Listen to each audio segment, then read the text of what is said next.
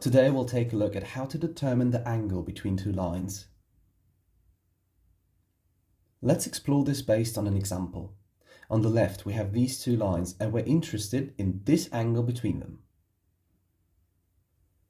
Calculating that angle directly is a bit tricky, so what we'll do instead is imagine another line parallel to the x-axis that goes through the point where both lines intersect. Now we've split the angle into two parts, from the green line to the dashed line and from the dashed line to the blue line. We'll calculate them both individually and then their sum will give us the final angle. So let's start with the angle from the green line to the dashed line. The problem is that the point where they intersect is not very clearly visible on this graph. But because the dashed line runs parallel to the x-axis, it's actually the same angle as from the green line to the x-axis. And there, it is much easier to see that the line goes through the x-axis at -1. Now we need to pick another point along the green line that is easy to read. For example, that at x value of 2, the line is at height 1. We could have picked any other point on the x-axis as long as we use the corresponding y value.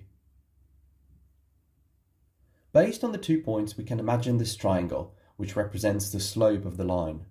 Since a linear function has the same slope at any position along its length, we can move our imaginary triangle up until the angle that we want to calculate is one of the angles of the triangle.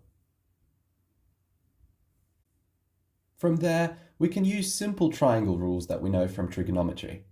The three main functions we could use are sine, cosine, and tangent functions, depending on the information we have about the edges of the triangle. In our case, the tangent functions fits best because we know the length of the edge that's adjacent to alpha and the edge that's opposite to alpha. Applying the tangent formula, we get tangent of alpha is equal to 1/3.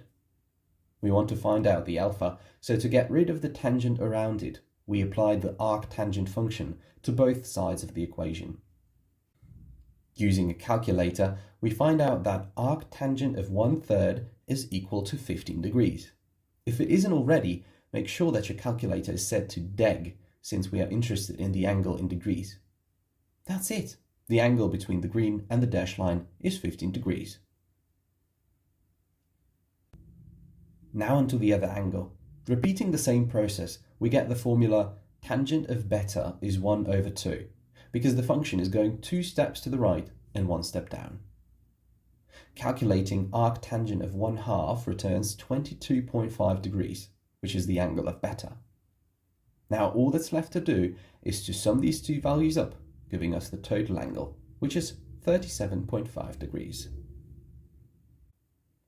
Would you like to practice this once more on your own? Try calculating the angle between these two lines. Thanks for watching and see you in the next video.